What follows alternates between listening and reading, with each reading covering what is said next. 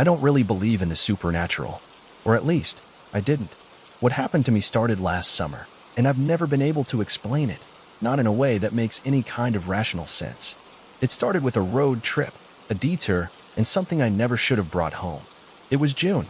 I'd just gotten out of a long-term relationship and decided to drive from Chicago to Denver to stay with my cousin Eric for a few weeks, just to get my head clear.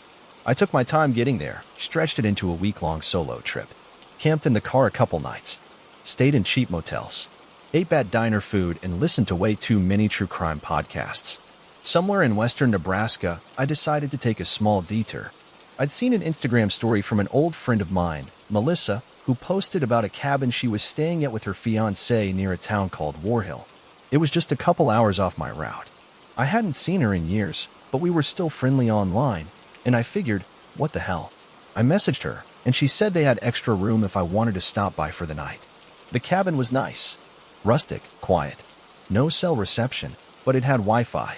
Melissa and her fiancé, Joel, were cool. We stayed up late playing cards and drinking cheap beer on the porch. Around midnight, Melissa mentioned something kind of weird. She asked if I'd seen the thing in the woods yet. I laughed, thinking she was joking. No, seriously, she said. It's not, like, an animal. We've both seen it a couple times.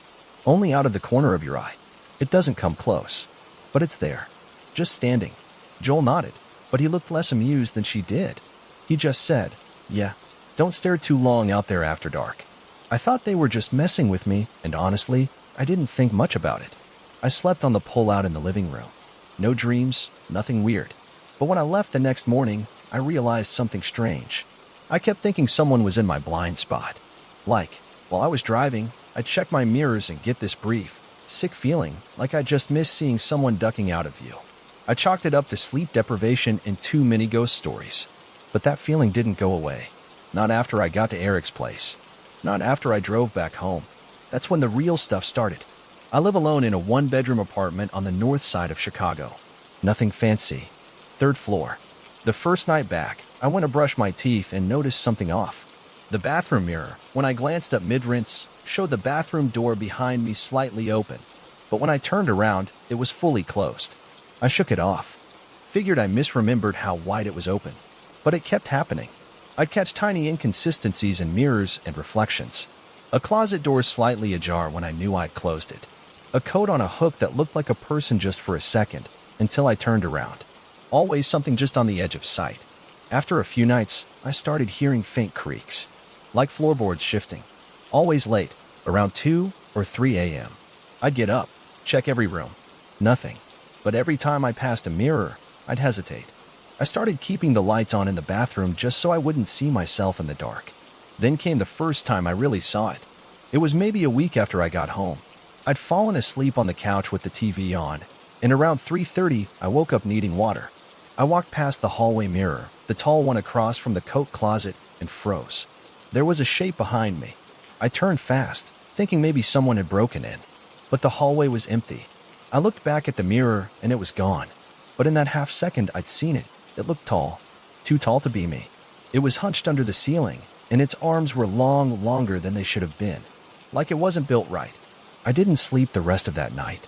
I told Eric about it the next day, kind of joking, kind of not. He just said, man, you probably brought some kind of haunted souvenir back from that cabin. You sure they didn't give you a cursed rock or something? But I hadn't taken anything. I didn't even use their towels. Still, something had followed me. And it got worse. Over the next 2 weeks, it escalated. Every mirror in the apartment started feeling off. I'd see movement that didn't match mine. A twitch too fast. A lag, like the reflection didn't sync up for a second. I covered the hallway mirror with a blanket. I stopped using the bathroom mirror altogether. But it didn't help. The thing didn't need the mirrors anymore. It started showing up in corners. I'd walk into a room and feel it immediately, that suffocating pressure. Like someone huge was crammed into the corner, just out of sight. Not moving, just watching. I only ever saw it directly once. It was early morning. I'd just gotten out of the shower, and the mirror was fogged up. I turned away to grab a towel, then looked back, and in the glass, through the fog, I saw the corner of the bathroom. And it was standing there. No face. Just a tall, black figure with arms that almost touched the floor. I fell. I actually slipped and hit the tile, hard. When I looked up again, it was gone. Here's the worst part. It only shows up when I'm alone. I had friends over a few times, nothing happened. I even had a girl stay the night once, just to see if that would break whatever this was. It didn't show up. But the moment I was alone again back. One night, I FaceTimed Melissa. I didn't tell her everything, just that I'd been seeing things since I left the cabin. She went quiet. Then she said, "We had a priest come out here last month, just to bless the place." Why? Joel had gotten scratched. On his back, 3 long lines, out of nowhere. He blamed a branch while hiking, but Melissa said she saw it happen. She was right there. He was just standing in the kitchen when it happened. She said, "It doesn't stay in one place. We think it attaches." I asked her what it was. She didn't answer for a long time. Then she whispered, "It waits for you to see it. Then it belongs to you." That night, I left every light on. I didn't sleep, but that wasn't the last time I saw it. A few days ago, I was in an Uber. The driver glanced in the rear view and said, "Your friend okay back there?" I was alone. I froze. "What friend?" He looked again, confused. "Huh. Thought someone was sitting behind you when you got in." I didn't say anything. I've thought about trying to move, renting somewhere new, but I don't think it matters anymore. Because now, it doesn't just wait in the corners. Last night, I woke up and rolled over, and for the first time, it was next to my bed. Standing, arms dangling, inches from my face. It didn't move, didn't breathe. It just waited. I squeezed my eyes shut and didn't open them until sunrise. I don't know how long it stood there, but I know it's closer now. I don't expect anyone to believe me when I say this, and I don't blame them. I wouldn't believe me either. But something followed me back. And once you see it, it never stops seeing you. It started a couple months ago, during a cross-country drive from Portland to Raleigh. My best friend, Darren, had just moved to North Carolina and asked if I could help him haul some stuff out there. I had time off and figured it'd be fun. We'd load up his truck, take the scenic route, and make a little adventure out of it. Somewhere in Arizona, we took a weird detour. Darren had heard from a friend about this so-called ghost town called Lorna's Pass. It wasn't on the map, but it had this old mining tunnel and some creepy old shacks people left behind in the 70s. It sounded like the kind of kitschy, local legend stuff you see on road trip blogs. So we went. We didn't find much, just a dirt trail, some decaying wooden structures, and the mouth of a mine shaft that was mostly collapsed. There were broken fences and weather-worn signs that said things like "keep out" and "unstable ground." Naturally, Darren wanted to poke around anyway. I wasn't thrilled, but we walked around for maybe 10 minutes. I remember stepping into the entrance of what must have been a small office building.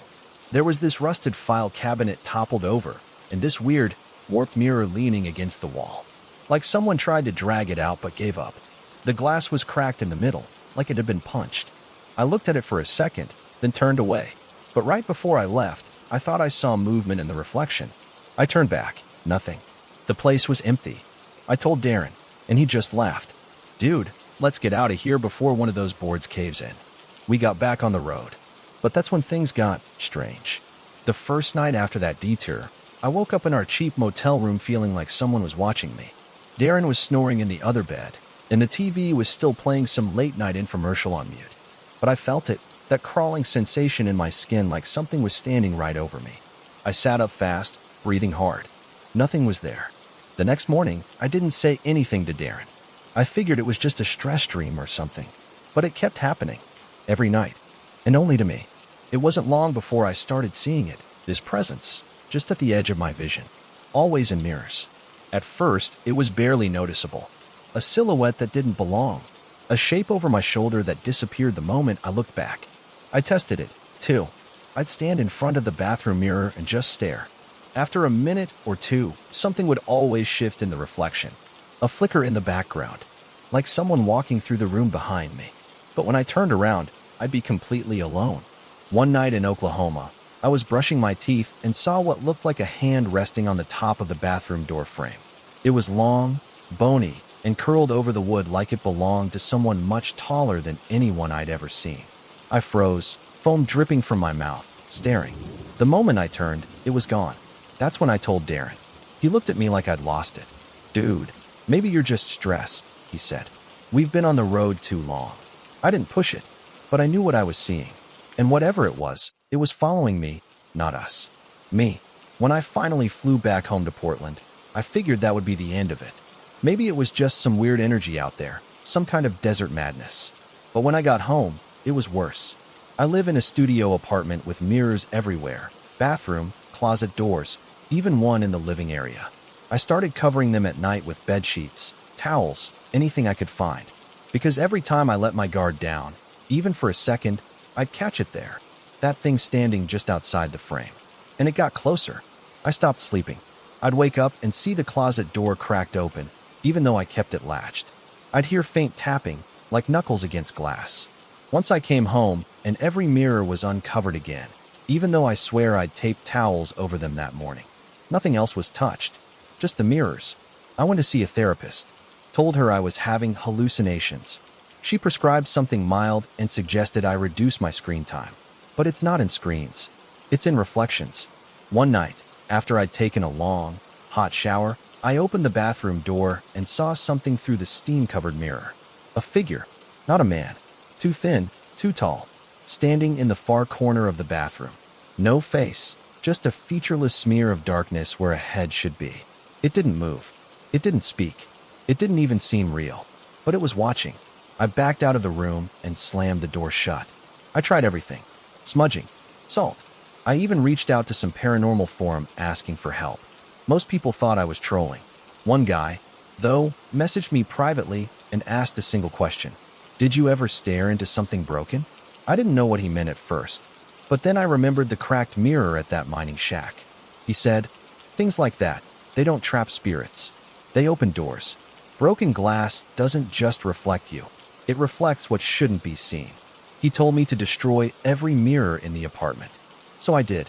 I smashed them all. Every single one. And for a couple days, it worked. No more sightings. No more shadows in the corners. I thought maybe that was it. Maybe I'd broken the connection. Then came the night I looked into the window. Just a harmless glance, right? I'd stepped outside to get some air, looked up at my building from the parking lot. And there, in my third-floor window, I saw it. Standing behind the curtain. Watching me. It doesn't need mirrors anymore. It used them to get in. But now that it's here, it can go wherever it wants. Yesterday, I woke up and saw long scratches running down the inside of my refrigerator door. I don't even know what that means. I don't want to know. All I know is this thing is getting bolder. Closer. I sleep with every light on. I avoid windows. I haven't looked at my reflection in days. But sometimes, at night, I still hear it. A breath just behind me. A ripple in the glass of a dark screen. And sometimes, not always, but sometimes, I swear I see it reflected in my eyes before I blink that I've never really liked staying in unfamiliar places. Hotels, Airbnbs, cabins, they all make me a little uneasy. It's not even a germ thing or anything like that. It's more this weird discomfort I get from being in a space that's not mine. Like I'm borrowing someone else's life for a night. That being said, I had no choice when I had to fly out to northern Michigan for a job interview last fall. I'd gotten laid off 2 months earlier, and a decent opportunity opened up at a small firm near Traverse City. The company covered my flight and put me up in this rustic little Airbnb just outside town. Looked charming in the photos, old wooden beams, a fireplace, cozy furniture. The place was fine, a little dusty, kind of cold, but clean enough. It had this big floor-length mirror in the corner of the bedroom, though, and for some reason I hated it immediately. It didn't match the rest of the furniture, looked older, antique almost, like it had come with the house. There were these small black smudges around the edges of the glass that made it feel cloudy, like the mirror was tired somehow. The first night I was there, I passed by it as I was getting ready for bed. Just a glance. But I swear I saw something move behind me in the reflection. Not fast, just this gentle shift, like someone swaying. I turned. Nothing. I figured it was a trick of the lighting. The lamp in the corner flickered a bit, so maybe that was it. Still, I draped a jacket over the mirror before I went to sleep. The second night was worse. I was lying in bed around 1 a.m., scrolling on my phone with the TV on low. I kept getting distracted by this feeling like I wasn't alone. The hairs on my arms were standing up, and every time I glanced toward that mirror, I got this subtle wave of nausea, like I was seasick. I finally got up and looked straight into it. At first, it was just me, tired, unshaven, holding my phone like an idiot. But then, behind me, there was a face. It was faint, like fog pressed against glass. But it was there. Not angry. Not sad. Just blank. Watching me. I spun around. Nothing. When I looked back, the face was gone. I left the light on and didn't sleep much that night. The next morning, I tried to shake it off. I had the interview that afternoon and didn't want to be rattled. I forced myself not to think about it. I left the mirror covered and got through the day. I got the job offer on the spot. I should have been thrilled. I wasn't. That night, I had a nightmare. In the dream, I was lying in that same bed, staring at the ceiling, but I couldn't move. Sleep paralysis. I could hear breathing behind me, slow and loud, and I knew it was coming from the mirror. Eventually, I felt the bed shift, like someone was crawling across it toward me. The mattress creaked under their weight. Then cold fingers pressed against the side of my face. I woke up choking on air, drenched in sweat. The mirror was still covered, but the jacket I'd thrown over it was somehow on the floor, folded neatly. That was my last night there. The next morning, I left early for the airport, convinced that whatever was happening would stay behind, that it was tied to the house. The mirror. I was wrong. Back home, things started happening again. Subtle at first. A flicker of movement in a store window as I walked past. A distorted reflection in the microwave door. Seeing myself turn my head before I actually moved. I started catching glimpses of something in the bathroom mirror while brushing my teeth. A tall shape standing just outside the door. Never in focus. Always just out of frame. It only happened when I was alone. I tested it, invited my sister to stay for a few days. Nothing happened while she was around. But as soon as she left. That night, I saw something in the closet mirror. A hand. Long fingers, curled slightly against the inside of the glass. Like it was waiting. The next day, I took every mirror in my apartment down. I covered reflective surfaces. Avoided windows after dark. Didn't help. I saw it in puddles. In the glare off my phone screen. Once, even in my own eyes. I was taking a selfie to check my hair, and for a split second, my reflection didn't smile with me. It stared. I deleted the photo and shut off my phone. A week later, I started hearing it. Whispers. Not words. Just breathing. A slow rasp right at my ear whenever I stood still for too long. My lights started flickering. My apartment felt colder. Smaller. I stopped inviting people over. I didn't want them to see what I saw. But then, something happened that made me realize it wasn't just a haunting. I was in the elevator at work, headed down to the parking garage. I was alone. The elevator doors were mirrored. As we passed the second floor, I saw someone behind me in the reflection. A tall man. His face was too long, his shoulders too narrow. He was standing inside the elevator, directly behind me. I turned, heart in my throat. Empty. I looked back. He was still there in the reflection, watching me. And he smiled. I haven't been back to the office since. I don't know what I brought back with me from that Airbnb. Maybe it wasn't the mirror. Maybe it was me. Maybe I stayed too long, looked too hard. Whatever it is, it's attached to me now. And it's getting bolder. I don't need mirrors to see it anymore. I feel it when I blink. When I'm alone. When I dream. Last night, I caught a full glimpse of it, just for a second. In the darkened screen of my TV. It was standing inches behind me, its head tilted, fingers twitching, like it was excited. And the worst part? Its eyes looked just like mine. I'm not sure if this will make any sense, but I don't think it's a ghost. I don't even know if it's a thing, exactly. It's more like a pattern, a presence, something that noticed me when I wasn't supposed to notice it. It started when I helped my older brother move. Eli had been renting this duplex in rural Pennsylvania, about 45 minutes outside Pittsburgh. One of those narrow little houses built into a hill, concrete steps, low ceilings, weird layout. He was breaking his lease early after getting a new job in North Carolina, and I offered to drive out from Philly to help him pack and clean. We were sorting through stuff in his basement when I found it, an old mirror tucked behind a stack of cardboard boxes, oval-shaped in a carved wooden frame, dusty, warped, and kind of cloudy around the edges. Looked like it hadn't been touched in years. I asked Eli where it came from. He looked at it and got weirdly quiet. That was here when I moved in, he said. Never used it. Kinda creeps me out. I laughed. What? You think it's haunted? He just shrugged and went back to taping boxes. But a few minutes later, I noticed he'd left the basement entirely. I should have left it there.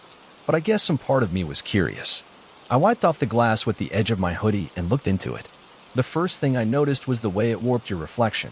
Not dramatically, just enough to make your face look a little too long. Your eyes a little too wide.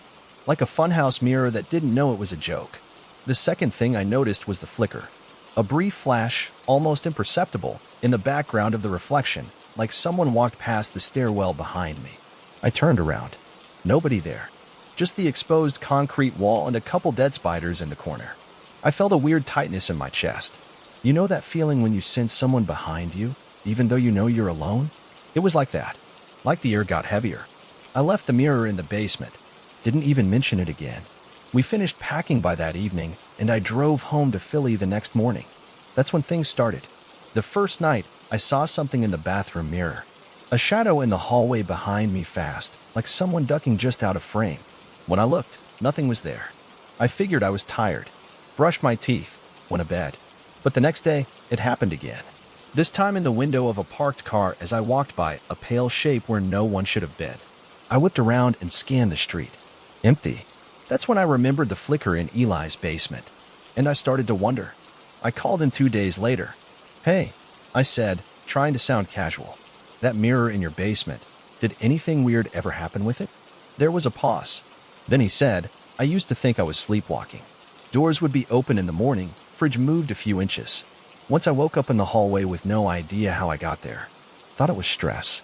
I told him what I'd been seeing. The movement. The reflections.